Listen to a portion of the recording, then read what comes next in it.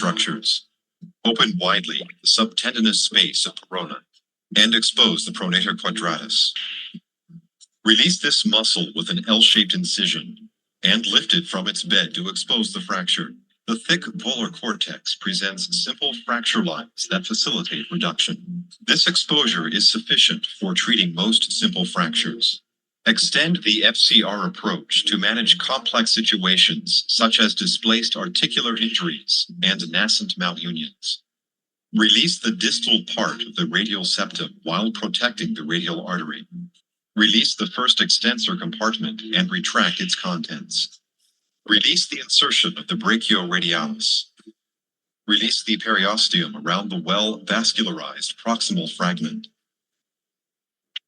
Use a bone clamp to pronate the proximal fragment out of the way and expose the fracture surfaces. Reduce the fracture and apply bone graft as necessary. Reduction is now maintained with minimal effort and the use of a properly applied bolster. Determine the correct position for the plate. Lock the reduction by first applying a 3.5 millimeter cortical screw in the adjustable second slot.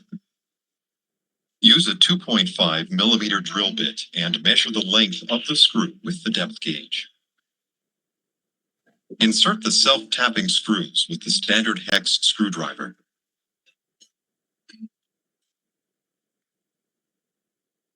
Use the threaded guide to drill the peg hole. It is necessary to direct the peg accurately for proper thread engagement. Use a 2 millimeter drill bit for the peg holes. The peg should be located 2 to 4 millimeters below the subchondral plate. Readjust the plate position and re-drill the peg hole if necessary. The first peg is best placed in a central hole. Use the depth gauge to measure peg length. Excessive length can cause extensor tendon irritation. A square-ended driver is used to insert the 2 millimeter pegs. Confirm with fluoroscopy and insert the remaining pegs and screws. Obtain final radiographic views.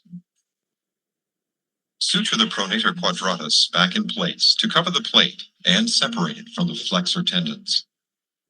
Start immediate finger range of motion and forearm rotation.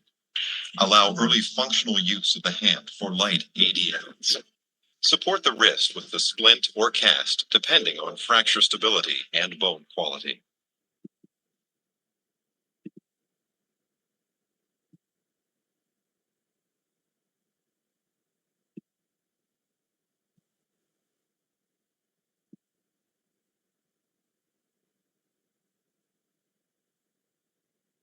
Vamos a seguir con la clase del día de ahora, pero sobre todo tenemos que acordar que no hemos terminado la clase del día de ayer. Hemos recalcado desde un inicio las fracturas articulares requieren reducción anatómica, fijación estable para una movilidad precoz. Y no hemos hablado del antebrazo, pero una cosa muy importante. El antebrazo es un posicionador de la mano en el espacio y su principal función es la pronosupinación. Y para que esto ocurra, es necesario la participación de estas 6 articulaciones. Lo que le da estabilidad del antebrazo es la articulación radiocubital distal, la radiocubital proximal, y todo esto que es la membrana interósea. Ahí vemos más detalle el fibrocartílago triangular con los ligamentos radiocubitales distales, dorsales y volares. En la parte proximal, el ligamento anular y el ligamento cuadrangular que le da estabilidad a ese nivel. Entonces, por todos estos motivos, se considera el antebrazo una articulación, por lo tanto, requiere la reducción abierta, fijación interna. Entonces, esto que quede claro, ¿no? Es una excepción. A pesar que son fracturas diaficiarias, tiene que ser considerado un antebrazo una articulación porque lo requiere reducción abierta, fijación interna. Y ya vamos al tema de ahora, que es fractura de radio distal. ¿Y por qué la importancia?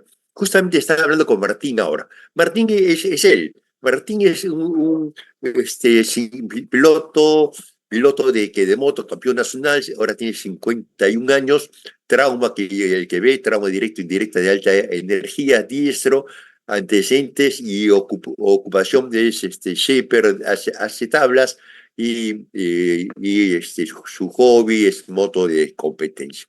Tiene este traumatismo y vemos la típica deformidad del dorso de tenedor. ¿Alguien quiere preguntar algo más sobre el paciente este? Eh, ¿Alguien más quería? Alessandra, está ahí creo, que la veo. ¿Quieres preguntar algo más sobre el paciente o no tienes ningún interés? Bueno, parece que no tienes interés, pasaremos entonces a la otra lámina. Y definitivamente tiene dolor, impotencia funcional, pero nos damos cuenta que tiene un trauma cráneo encefálico y un traumatismo abierto de tórax. Entonces, por eso la importancia del examen general. Ya hemos conversado desde el prequirúrgico la importancia del examen clínico general y desde comenzar desde la historia clínica y el tipo de trauma.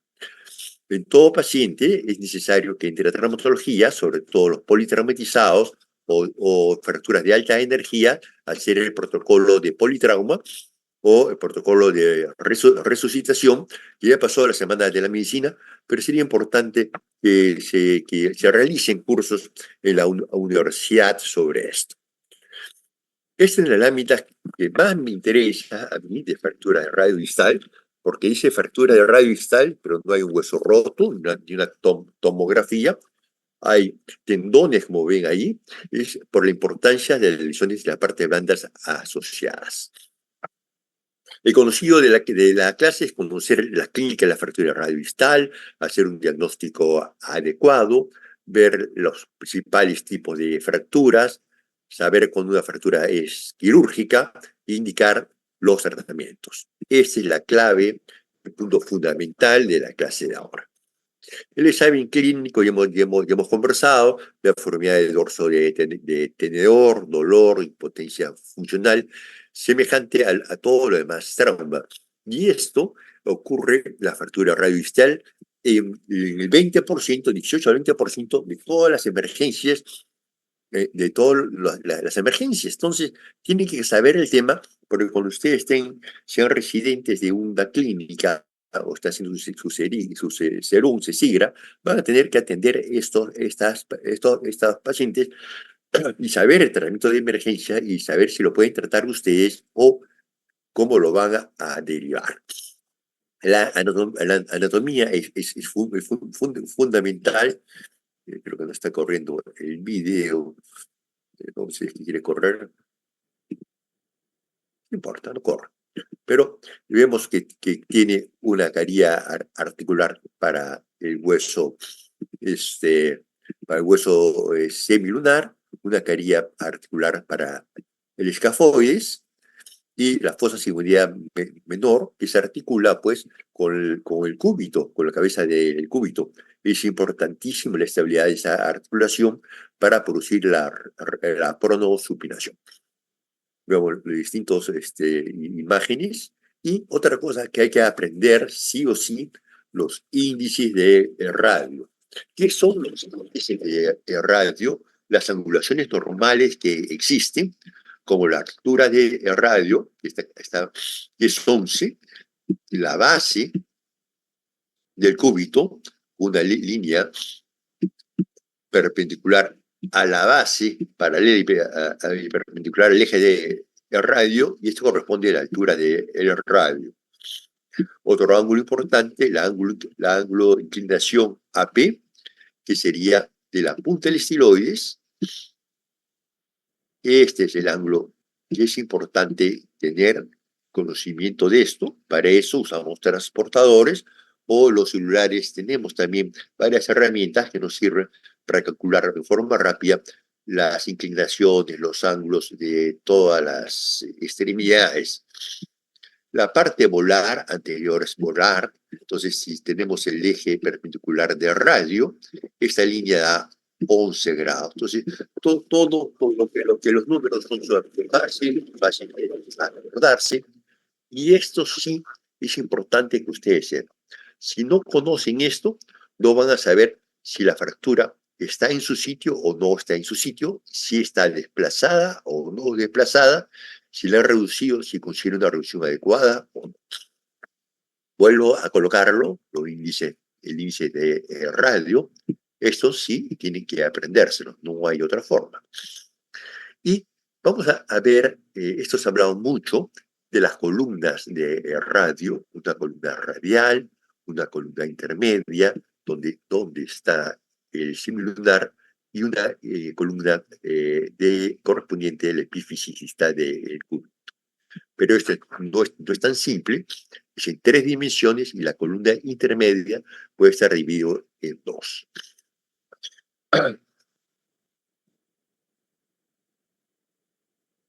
Entonces, tenemos que determinar, catalogar que la fractura para poder tratarla y entenderla.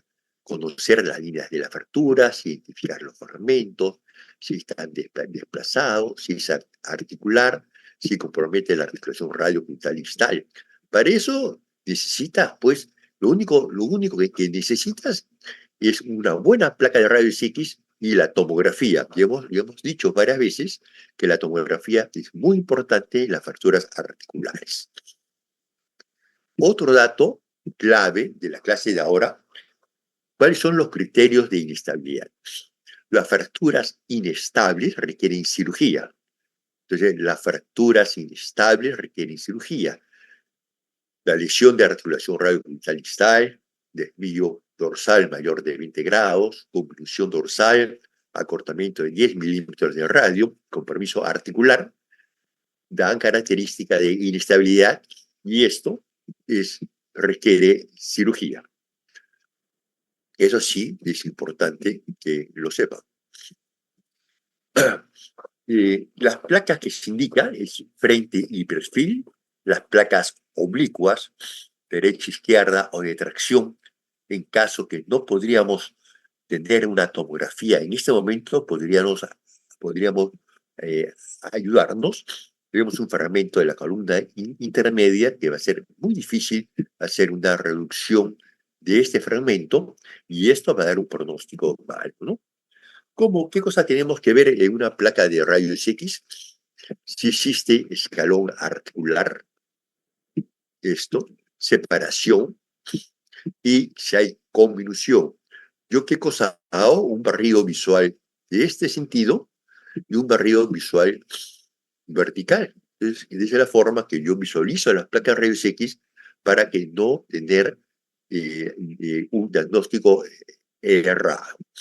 Vamos a ir viendo las imágenes. Este es el triángulo gótico, que denota cuando hay ruptura del triángulo gótico, como este es el caso de acá, que netamente está roto el triángulo gótico, hay una lesión de la radiocubital distal, pero este definitivamente tiene una lesión de la membrana interósea. Aparte, nos sirve que hemos encontrado una fractura de escafoides, porque está la flecha ahí. La tomografía es esto, ¿no? Entonces, ante la tomografía, por supuesto, nos va a ayudar a clasificar qué es las fracturas. La clasificamos para poder entenderlas, para planificarlas bajo metas y objetivos. Entonces, tenemos que pensar si nosotros tenemos la capacidad como cirujanos de tratar esta fractura, o tenemos los elementos de osteosíntesis para poder hacer una osteosíntesis estable, rígida, de todos estos pequeños fragmentos. Entonces, parte de la decisión sería también eso, ¿no? Parte de la decisión sería, había que evaluar y ver si somos capaces de realizar la cirugía y o tenemos los elementos necesarios para poderla hacer.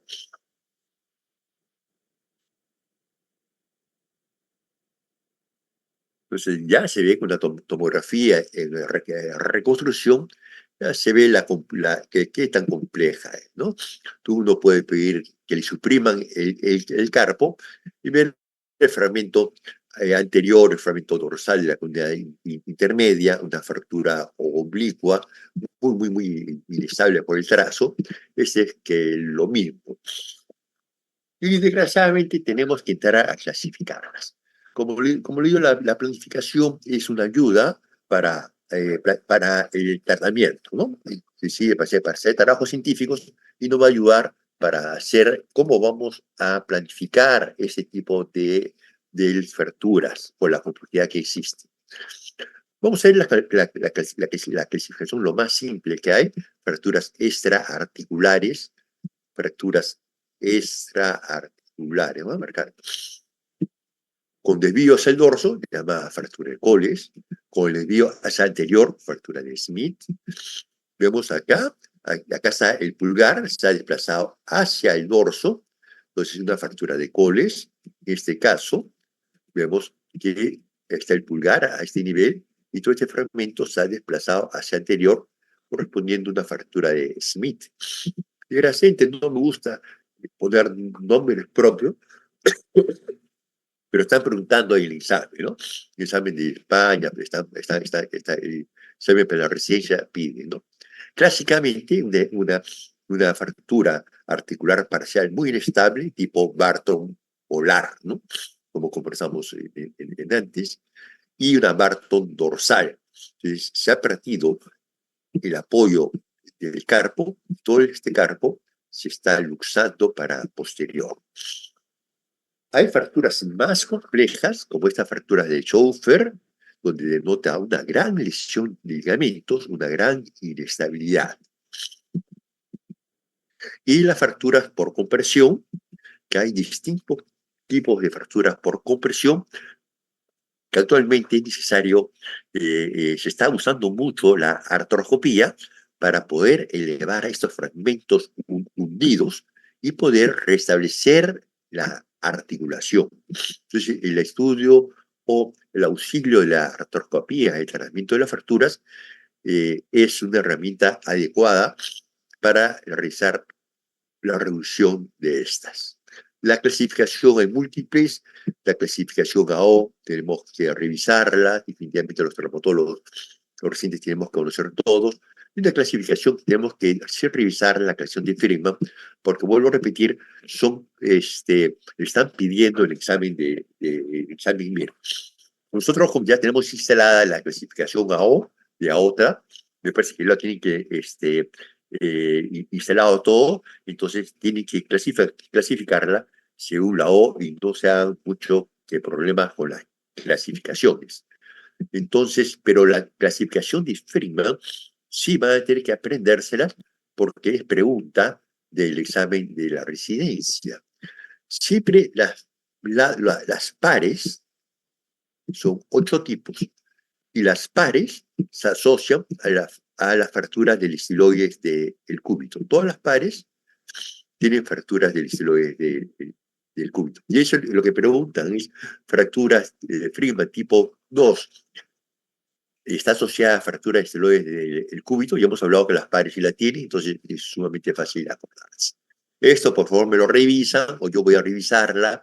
Tipo 1 es extraarticular, tipo 2 es extraarticular con compromiso del cúbito, tipo 3 es la fractura que compromete la radiocarpal, tipo 4 la radiocarpal, pero con la estiloide del cúbito, tipo 5 la que compromete la articulación radiocubital distal, tipo 6 la que compromete la radiocubital distal, más la fractura de estiloide del cúbito, tipo 7 compromete las dos articulaciones, tipo 8 compromete las dos articulaciones más la fractura del estiloide del cúbito. Esto de acá no queda otra cosa que aprendérselo. No hay forma, ¿eh? Tiene que aprenderse. Meadows estuvo acá, Meadows es un australiano, es un médico norteamericano que vive en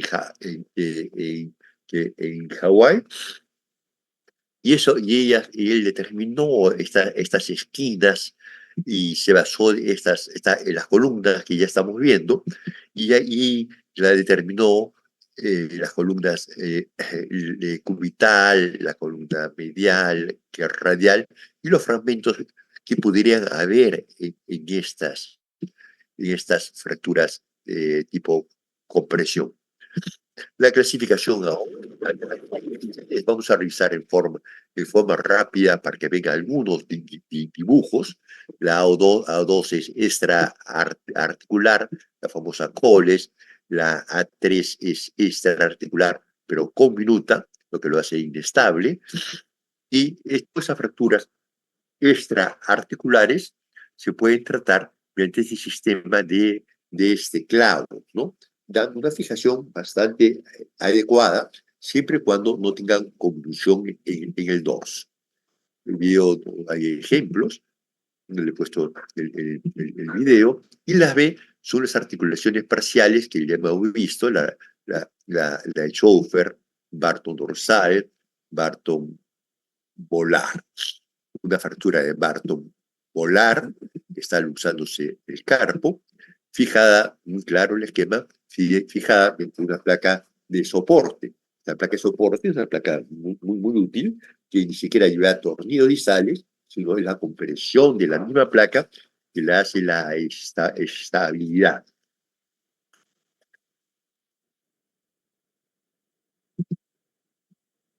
Y las fracturas tipo C son un reto para todos, siendo las C3 muy complejas, muy difíciles de solucionar. Entonces, ¿qué tenemos que saber? ¿Qué tenemos que saber? Voy a preguntar para no hablar solo, pero creo que me he resfriado, estoy con un poquito de dolor de cabeza. A ver, Hernán parece bien, pero no es Hernán. Eh, ¿Quién quiere a ver, Celeste Alessandra, tú puedes saber si la fractura está desplazada hasta lo que hemos avanzado en la clase de ahora? Por favor, Celeste, Alessandra. ¿No? Nadie quiere, no me... Nadie se anima a conversar un poco. Bueno, yo creo que si fractura si está desplazada, con una tomografía es muy fácil saber, ¿no? Y midiendo los índices de radio, los ángulos que hemos visto.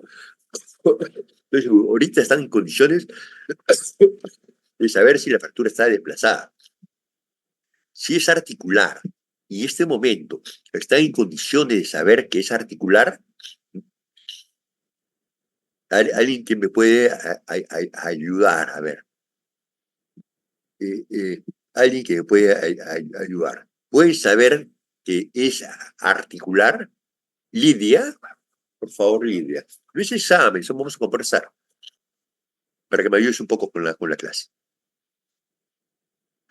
¿Qué cosa le tomarías para saber que es articular? Vamos, Lidia. Para ir avanzando rápido. Parece que no hay nadie más. Bueno, yo voy a contestar para no ir perdiendo tiempo. Con la tomografía es sumamente fácil si es articular. Entonces, lo que ustedes tienen que aprenderse, qué cosa es estable e inestable. Vamos a repetir los criterios de Fontaine que dan la inestabilidad. Las fracturas inestables, quiere decir, si tú le pones un yeso a este tipo de fracturas, se van a desplazar. Eso ya está demostrado. Entonces, unos fundamentos, una cosa muy importante de la clase de ahora es conocer estos criterios de Fontaine. Esto sí, esta pregunta de examen porque es importante, ¿no? No vamos a ver. Y el anciano, ponte más de 70 años, con poca actividad física, Entonces, prácticamente es la mitad de los ángulos. Si el dorsal era 20 grados, en un anciano con 10 grados es suficiente. El escalón articular 2 milímetros, entonces cambia las inclinaciones al rango de la mitad. Eso podríamos revisarlo ya tal vez con las placas de rayos X. Y esto es importantísimo, ese flujograma. ¿Por qué es tan importante? Porque le hagas lo que le hagas, tiene que acabar con una medicina física. Entonces tú lo puedes operar muy bien. Y si no le realizas una orientación adecuada, mando en alto, mueva que los dedos, va a acabar en una rigidez, o si le colocaste un yeso muy ajustado, va a acabar un síndrome compartimental, ¿no? Cosa que ya hemos conversado en complicaciones de las fracturas.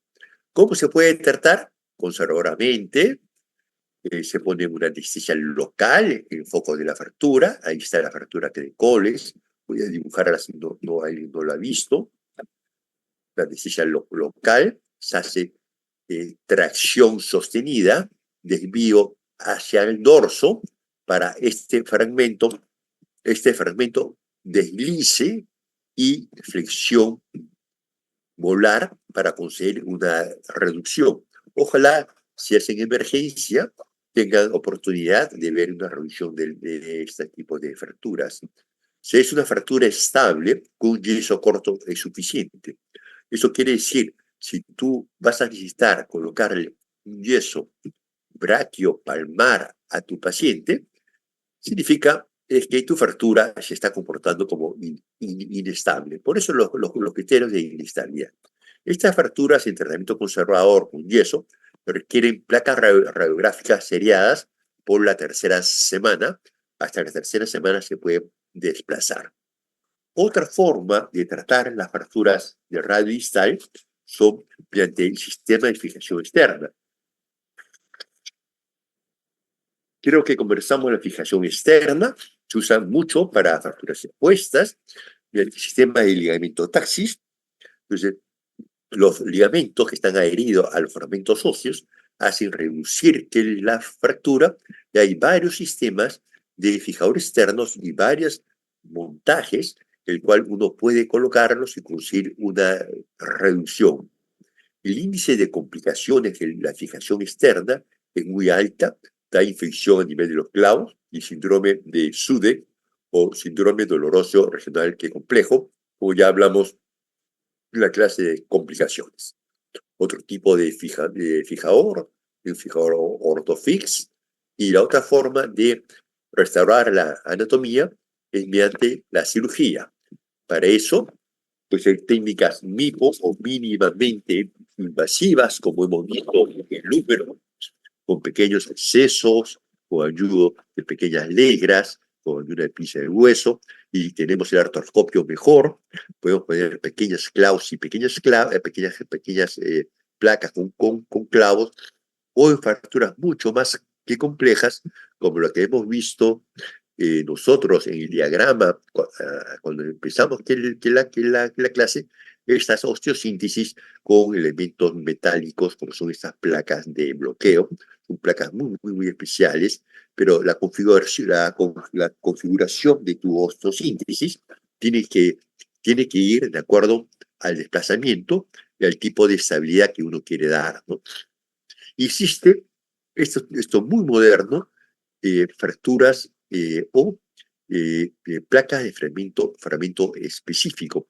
Tuve la oportunidad de la semana pasada de poner una de estas, creo que con otros alumnos, estaban ustedes por ahí, pero vamos a ver si tengo el video. Este sí tengo el video.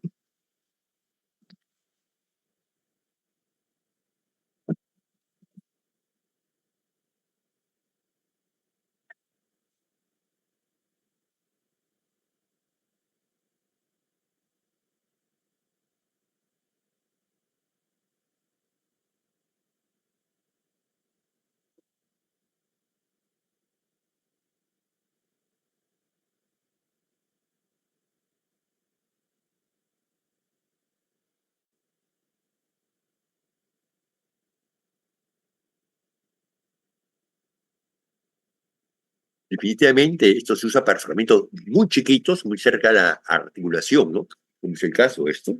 Siempre usamos ayuda del arco en C y ayuda de artroscopio de la manera de lo posible, ¿no? Ahí se pone una mini placas, un tornillo para fijar esa osteosíntesis, ¿no? Eso lo hemos operado acá. El quirófano hay música, es más relajado de lo que usted piensa, ¿no? Y vamos a seguir viendo. Había copiado y creo que acá también tengo un video de algo más actual. Acá tenemos el video. Una placa gancho, se coloca un tornillo, esa es la placa gancho, y encima de esa se coloca una placa puntada y sobre eso se colocan que los tornillos bien cerca de la articulación sin pasar, por supuesto, porque si no va a haber un problema articular que diría así, y podría a los pequeños fragmentos dorsales realizar suturas óseas a través de los agujeros de la placa. Eso se puede hacer bajo visión directa o con la ayuda de artroscopio. Entonces, con eso comienzas a realizar una fijación de fragmentos pequeños, porque hemos dicho que siendo una articulación, tiene que quedar lo mejor. Eso es lo que hay, lo más actual en fracturas de radio distal. ¿Qué está en investigación? ¿Qué está en investigación? Esto todavía no es cierto, todavía está en investigación, probablemente unos 20 años exista recién esto.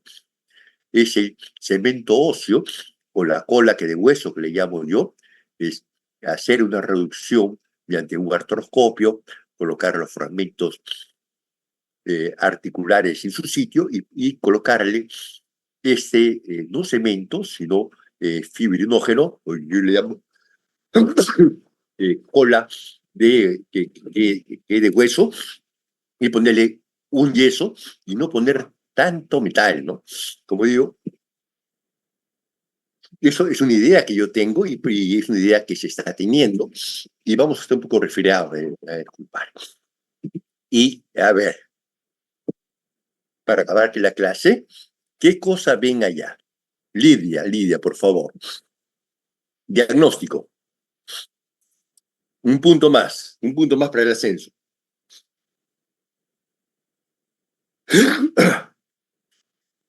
Creo que me refiero. A ver, quién quiere dar una opinión? Qué pena, no tengo la reacción que de todos. Yo sí. A un comentario. A ver, a un comentario. Lidia, no hay en chat nada. No veo en chat nada. Nada. Nadie quiere comentar. Bueno, yo creo que ha sido correcto lo que ustedes han hecho, porque nadie puede ver una placa radiográfica en una sola incidencia. Eso de no contestar ha sido una conducta adecuada. Entonces, considero que están entendiendo esta clase. ¿Yo qué cosa veo? Definitivamente es muy difícil ya de verlo, de conocer más la anatomía. Veo una imagen triangular superpuesta del semilunar, una fractura del estiloides, un hundimiento de todo el radio de la columna de las fosas del escafoides, una fractura del estiloide de radio. Y si vemos la placa radiográfica de perfil, ahora ya se ve bien claro que es una fractura de usación del carpo. Entonces, esto es la enseñanza que queríamos darle, que no se puede ver una placa radiográfica solo en una incidencia. Entonces, el tratamiento de fractura articular y fractura de radius articular se basa en restaurar la anatomía, quiere decir dejar la anatomía estable con una fijación, si es factible, rígida para una movilidad precoz, conocer conocer y medir sistemáticamente los índices de radio. Estos ángulos que les he dicho, diagnosticar la placa de rayos X. Por eso es importante, para tener un buen diagnóstico, si es articular o no, y saber qué columnas están afectadas y qué fragmentos de la columna o qué grado de compresión, la tomografía. Determinar si la fractura está desplazada, ya lo conocen. Si es inestable, eso tiene que conocerlo sí o sí, y darle un tratamiento adecuado. Las fracturas estables pueden tratarse con yeso, las fracturas inestables se tratarían con cirugía, y eso no acaba, hay que hacerle una seguimiento al paciente, indicarle unos movimientos básicos de la mano.